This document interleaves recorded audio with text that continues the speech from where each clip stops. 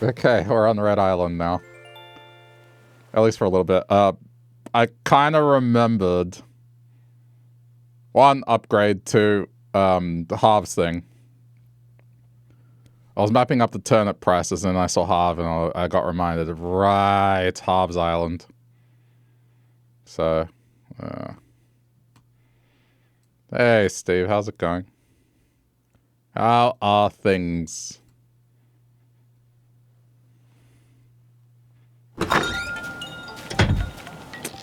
There's no more snow. So I can't make more snowmen. Alright, that's fine. Well, Red Island is progressing. Finally.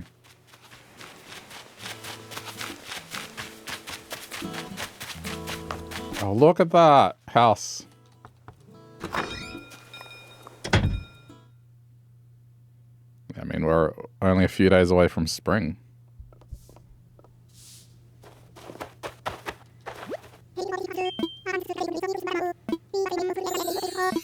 There's our red chicken. Our hard-earned red chicken.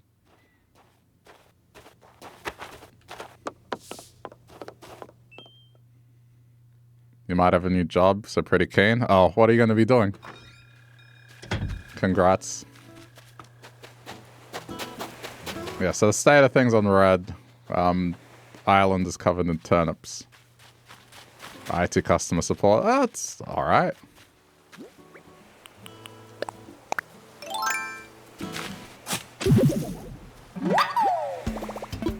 Inbound or outbound?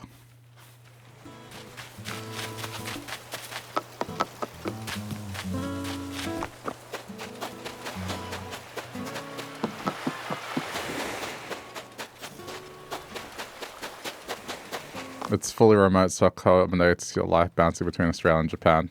That's very good then.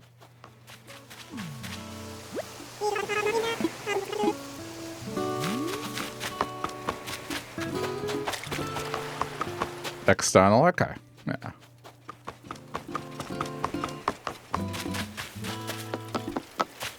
Well, that's good, dude. Especially with the flexibility.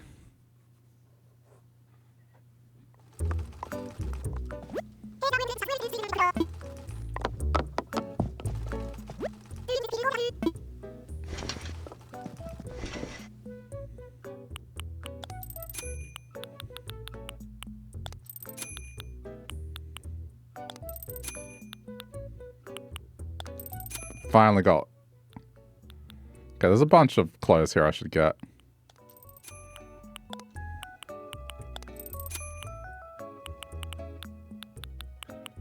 Red does not have many clothes.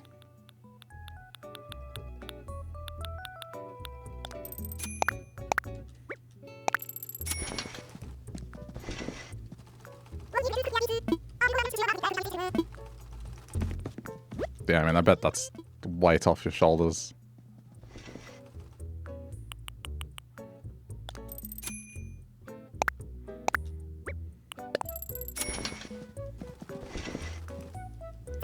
Just want to give myself options so then thumbnails are different every time.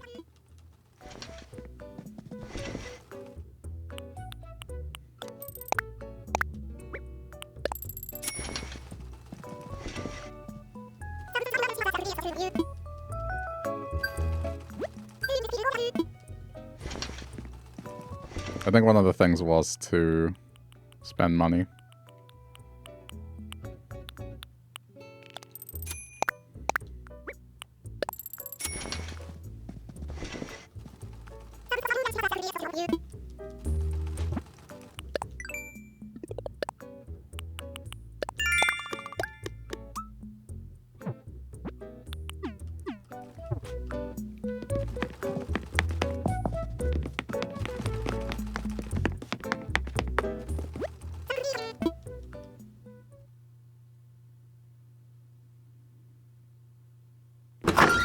There was something I was meaning to ask some of the Australians today, but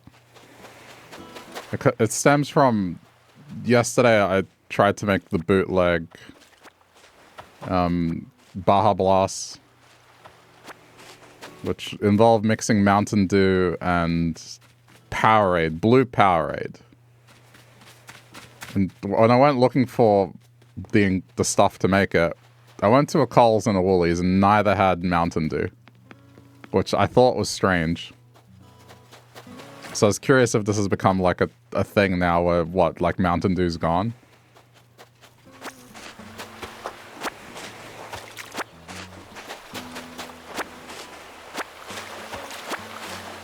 I mean, granted, I haven't paid attention to it. KFC still has it, and that's what how I ended up getting it. I was like, okay, well, the only other place I have on the way home is KFC.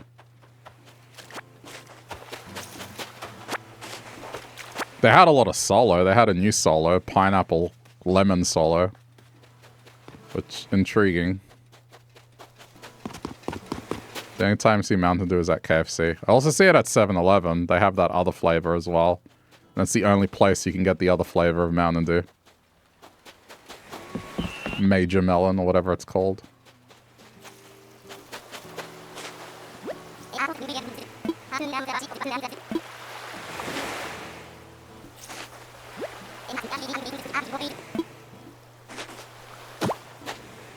You don't recall seeing it at Coles or Woolies? Huh. Maybe I'm inventing the memory that I saw it there. I swear it used to be there, like next to Solo and Pepsi Max.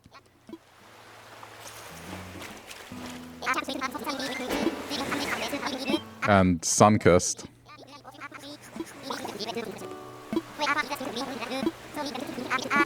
Maybe I have a false memory here.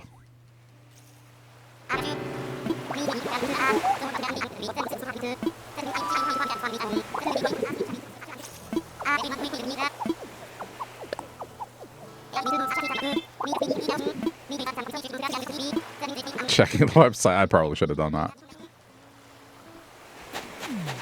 Coles sells cans.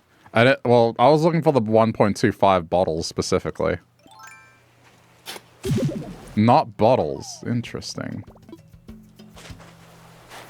I feel like it wasn't that long ago that I bought one, but it's hard to say. Definitely this year.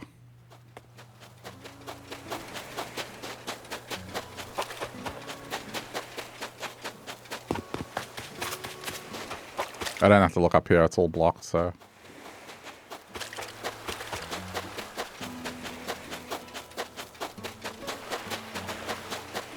Maybe they just don't sell them as much.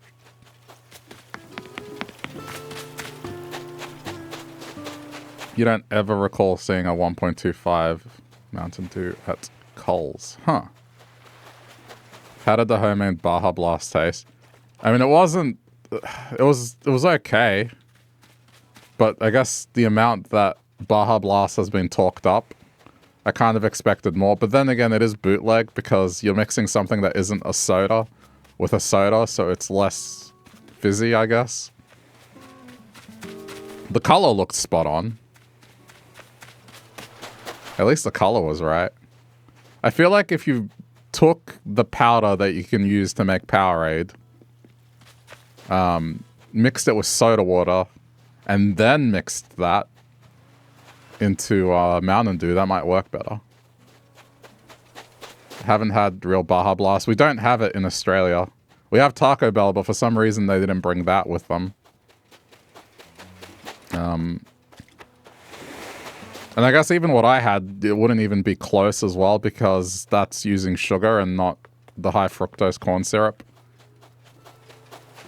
You don't know what Baja Blast is? Baja Blast is a drink that Taco Bell offers in America that's like a different Mountain Dew flavor. I don't know what it tastes like. An American might be able to chime in on that one, but it's like one of the big things Taco Bell has.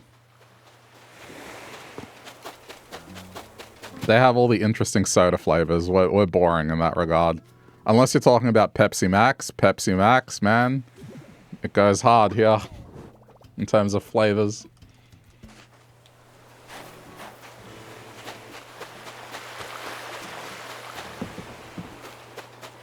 I mean, you can buy Baja Blast imported here, but it's like $6 a can or something, and I'm not paying $6 for a can.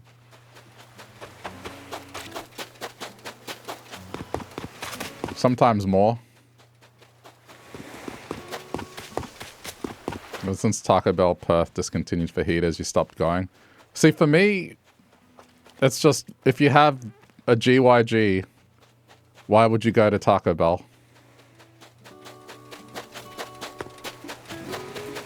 I mean, GYG is an Australian chain, and it's more popular than Taco Bell. It's not even the same as Taco Bell, it's just real, as close to real as you can get. Their whole thing is, you know, they make the guac in store. The chicken is good quality.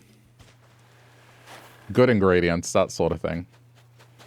And it's priced similar, if not cheaper, to Taco Bell in Australia. And most Australians are like, why would we pay for Taco Bell when we can go to GYG?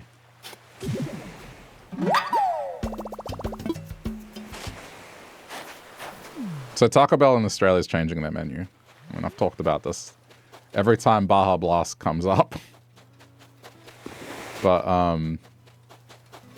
yeah, I mean, I thought the bootleg drink was fine. The homemade Baja Blast is alright. It just, I guess the amount it's been talked up over the years, it's just, I guess I expected more.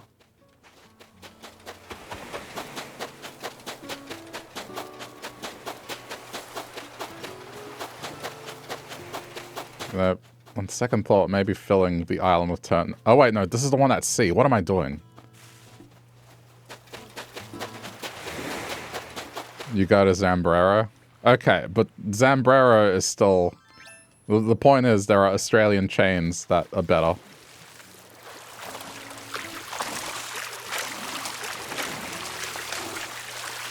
I didn't like... The thing I didn't like about Zambrero was like some of the meats they had. I don't know. Particularly the chicken. It wasn't good. But everything else about it, yeah.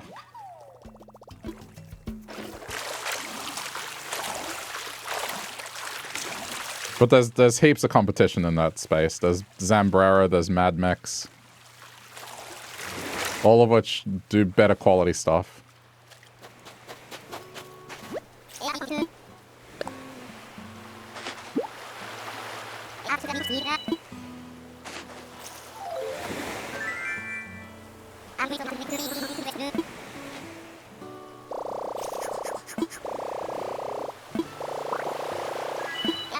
There's a slightly spicy chicken. Okay. I'll keep it in mind. I haven't had it in years. I mean, maybe the local one that I went to just wasn't that great, but I just found... I don't know, the meat stuff's just not that great.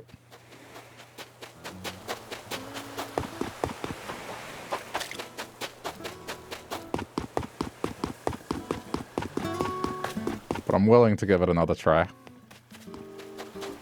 I'll try it before Taco Bell, let's put it that way.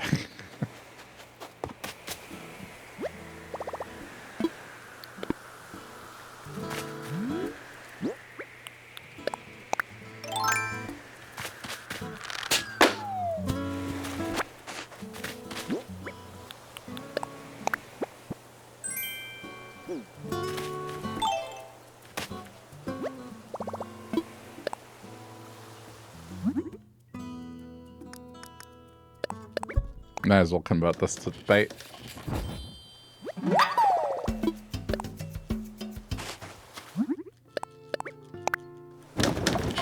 Ooh, that means I might not have enough money to put into Halves Island. I kind of forgot about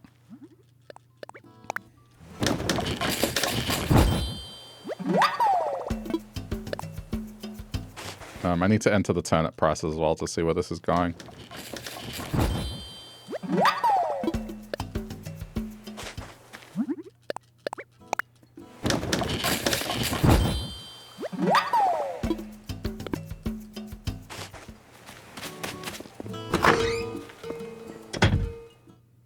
I hope it's, at the very least, a small spike. I may have to resort to someone else's island. 81, okay. 81.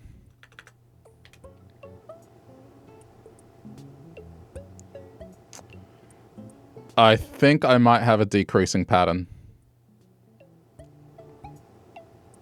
That's not good. I mean, it says 59% light spike, but then decreasing is at 34. Yeah, if I get rid of it, what was it before? No, I think it's decreasing. Okay. I may have to resort on someone else's island. Or if Blue Island is selling them. I'll have to check it on... Tomorrow it'll be clear. If that decreasing pattern chance goes up, then it's a decreasing. But I may have to sell them on Blue. Or anyone that has good prices. It's unfortunate. The 1 week where I'm like, yeah, I'm just gonna sink $8 million into turnips, it's a decreasing pattern.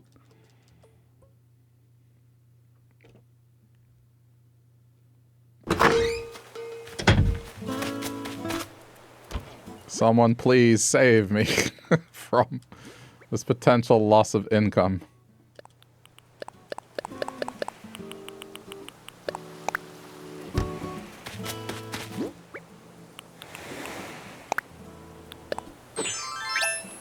Alright.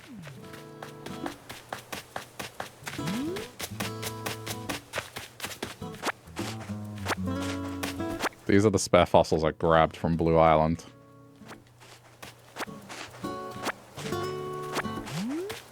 It's payment for the services Red is providing to water the plants.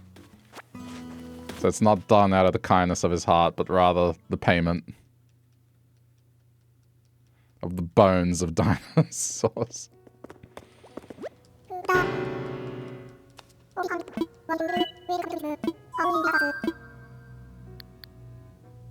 I guess I got one fossil to assess.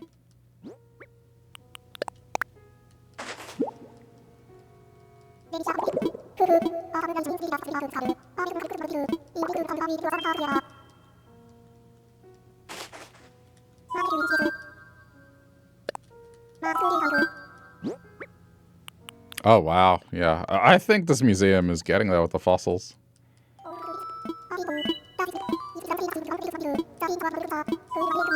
Yes, you can talk about it, Blathers. I can't say no to you, but I'm not going to read it.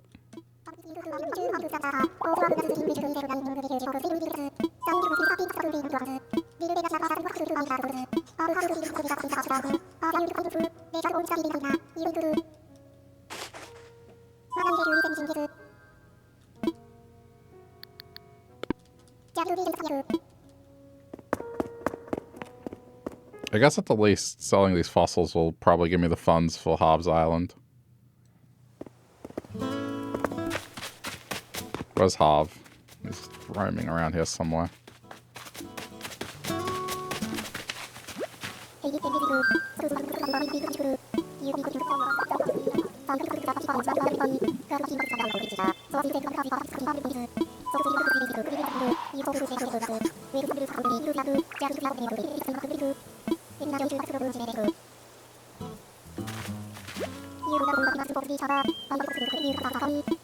Maybe this isn't the thing. Maybe this is just him advertising his photo studio.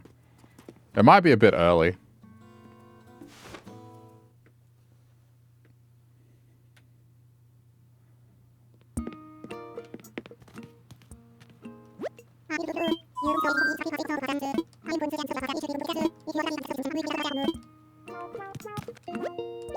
Actually, I can't do it because I can't carry the money. I have bones on me.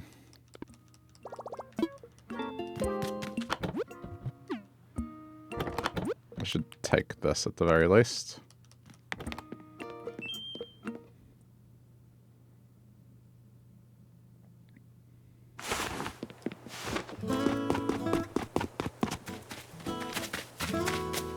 I might start setting up the flower fields as well.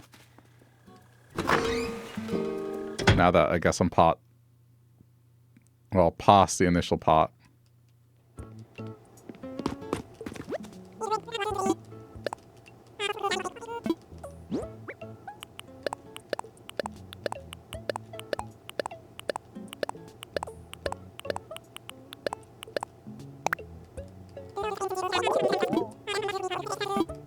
Pretty decent.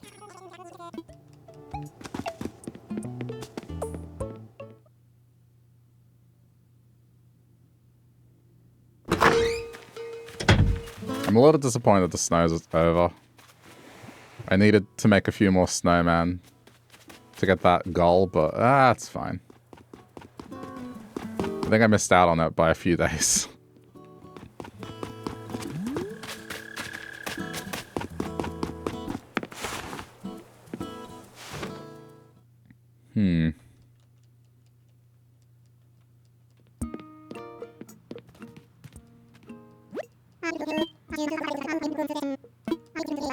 Oh, there we go. The customization workshop.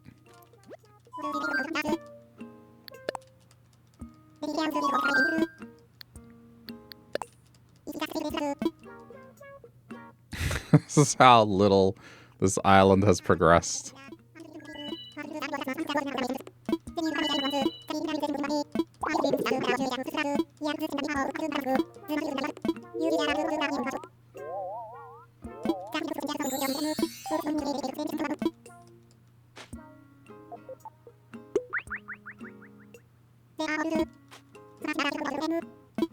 Okay.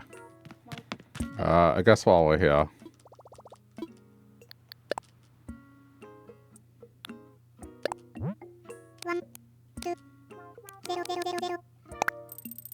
Wait, I did.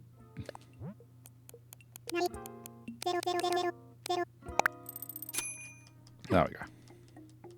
I missed a 0.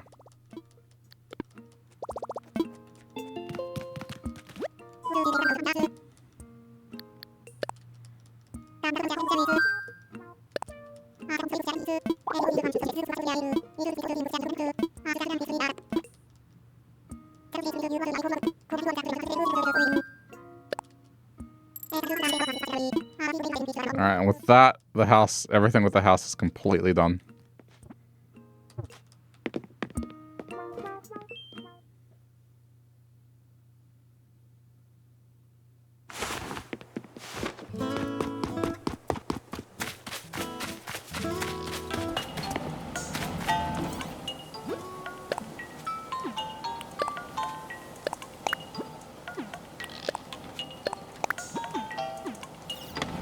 Got an ATM now too.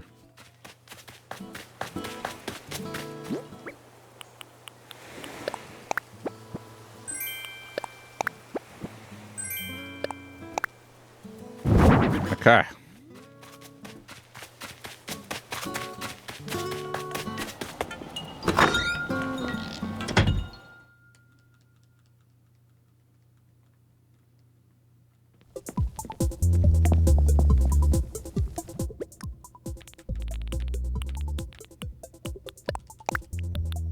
I'm just going to take all the types of wood out.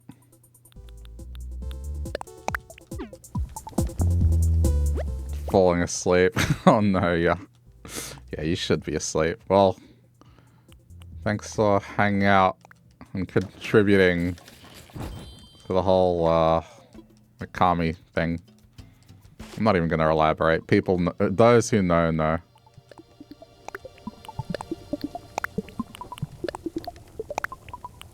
Kami debauchery.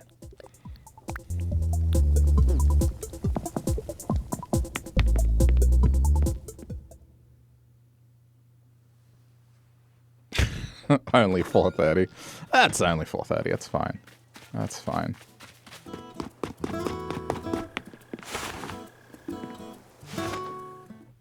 Nothing wrong with that.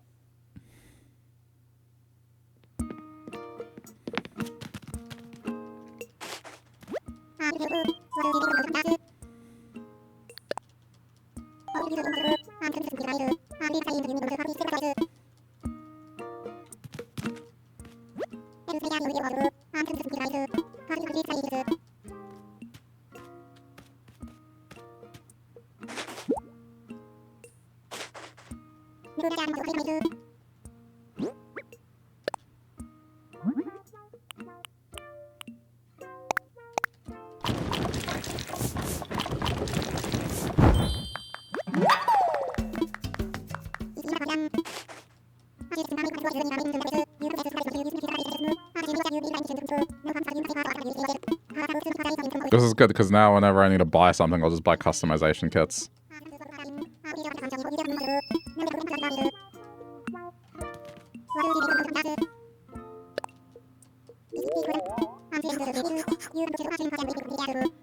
Okay, well, once the villagers move in, then there's more to do. Hey, Colin, how's it going? It just doesn't feel right, the snow being missing.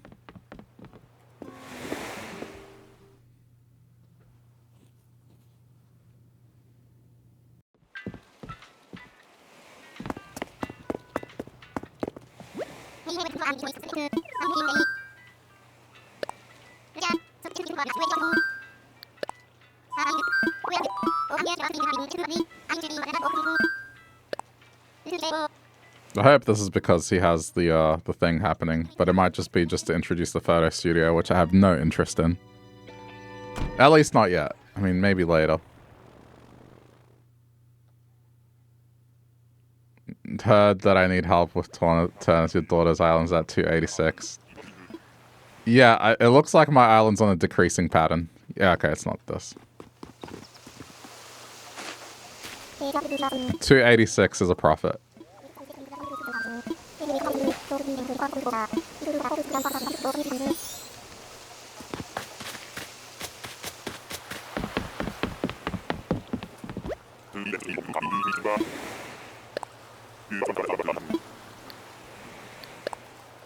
I mean, I should wait till tomorrow, but it looks like it is a decreasing pattern. Just the chances of decreasing keeps increasing.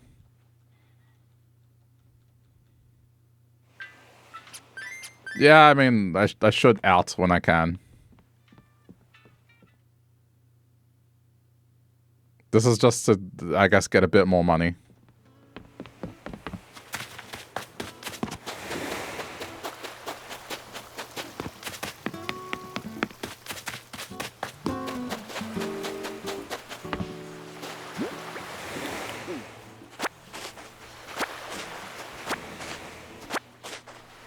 Yeah, it's definitely more than something.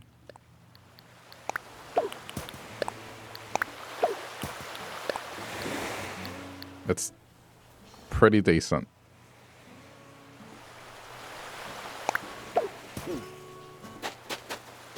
I'd still end up being set up, so.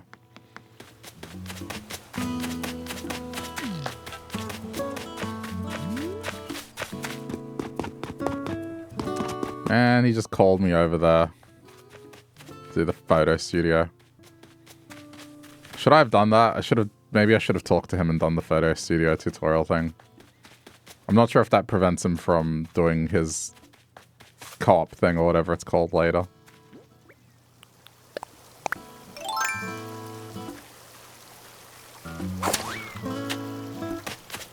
The only thing about that is like, I'm gonna need an hour.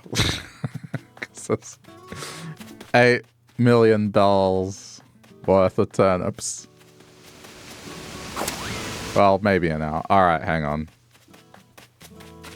The only thing I need to bring with me is a pole.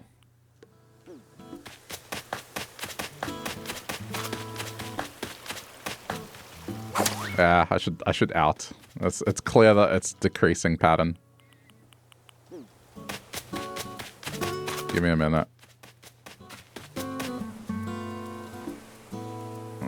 Should probably pin this as well there.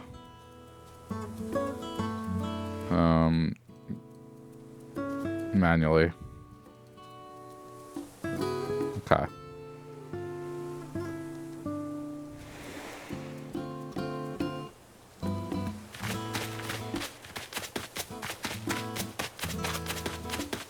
We're getting out. We're cashing out.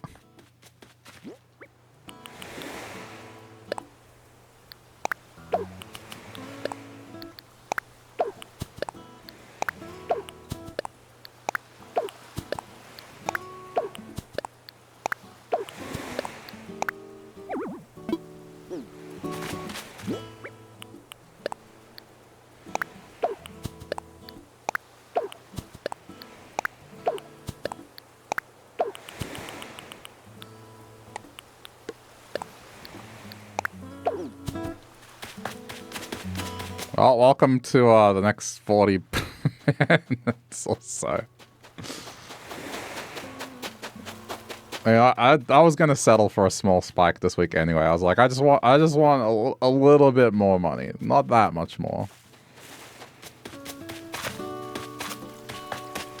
I mean, most of my beach is enveloped in this. I just wanted to get, I don't know, like up to 15 mil. That was the sweet spot I wanted.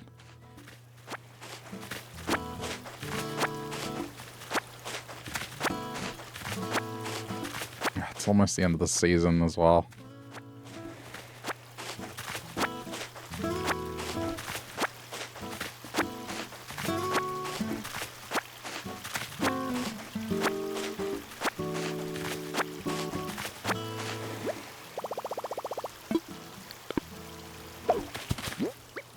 The number one thing I want right now is the extra line of inventory.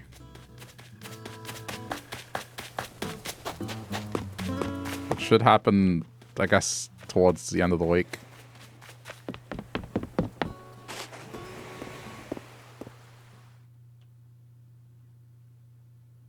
Okay.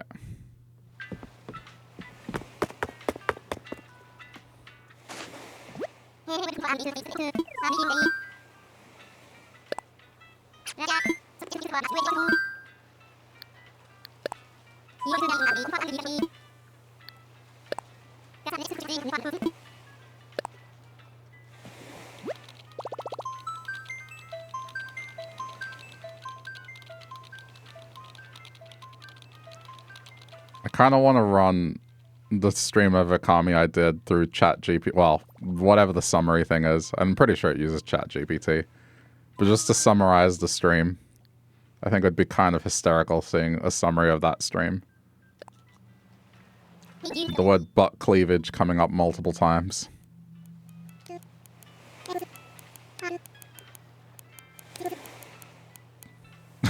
Do it. I need to upload it first. And publish it. Yeah, I mean, kind of classic unhinged stream. Oh, Mika, I forgot to ask, did you guys see the crocodiles?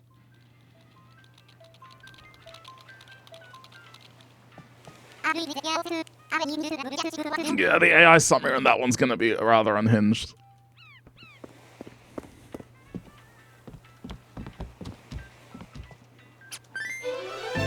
I'd upload it in the background now, but I'm not sure if it's gonna lag the stream. It shouldn't, but I won't risk it. Check in maybe the day after.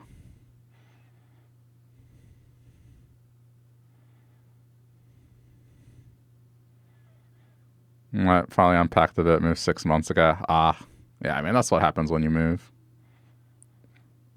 And sometimes stuff remains packed anyway.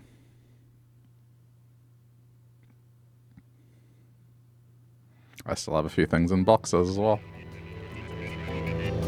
And that's just, well, I don't need them. They can stay there.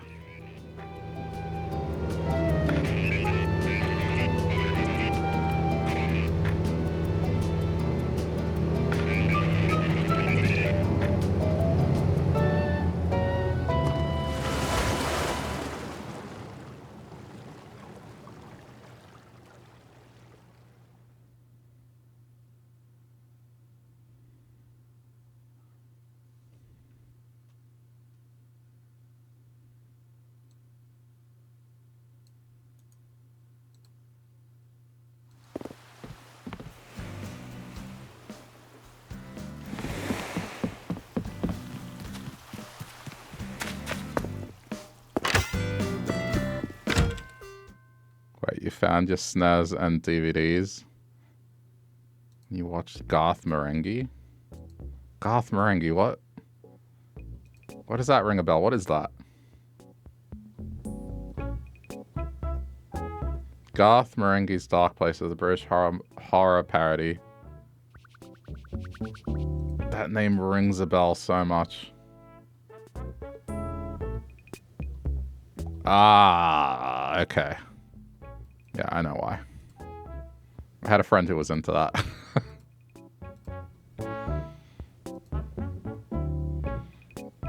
Yeah, I mean, I like both of those. I'm a big fan of Matt Berry.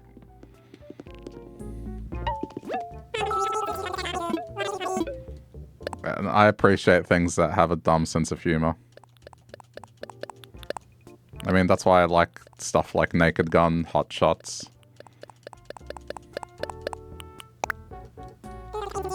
Airplane.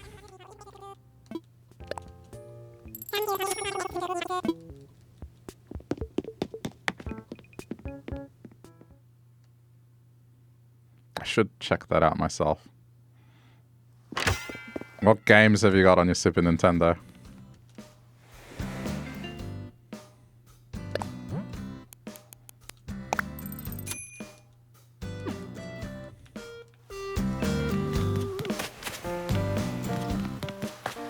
Blue Squall?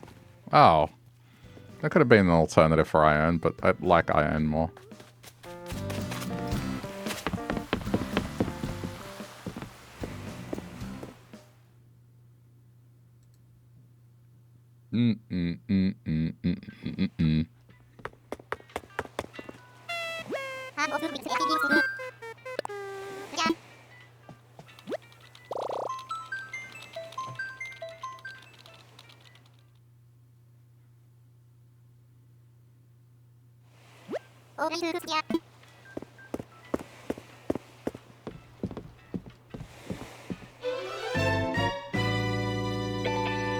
It's a good thing that you still have old DVDs though, given the state of things, and streaming services deleting stuff.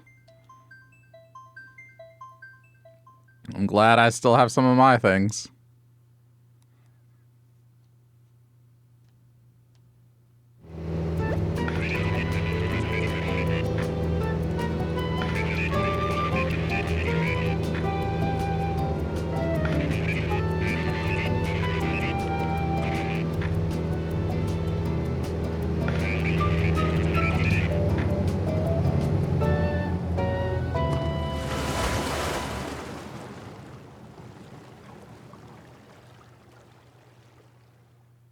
It's not a bad song to get stuck in your head. It could be worse ones.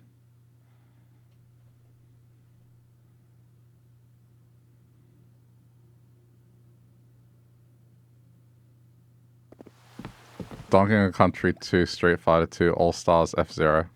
Nice. Donkey Kong Country 2 was the game that made me want to get Donkey Kong Country games. Played it at a friend's house, wanted it. Then my dad, when he went to buy it, he's like, they have the new one. And so we got 3 instead. But I love 3. Street Fighter 2 always went to my cousin's house and we'd always verse him in that. Or would lose a lot of the time, but still. He had F-Zero as well.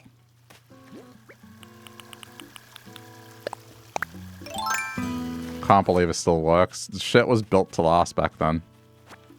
I mean, you can get a cable that, if you plug it into this thing, it just straight up makes it HDMI.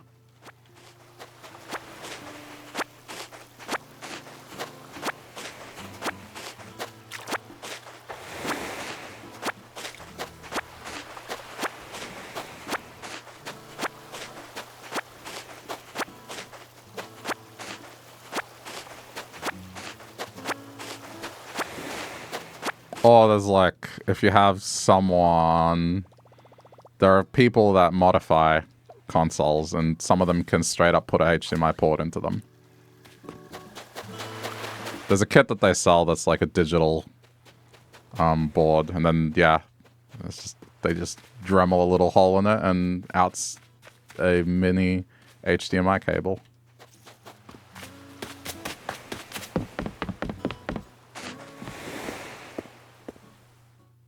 I mean, I got one of the fancy boxes where I can plug any console into it, and then it just scales it up to 4K.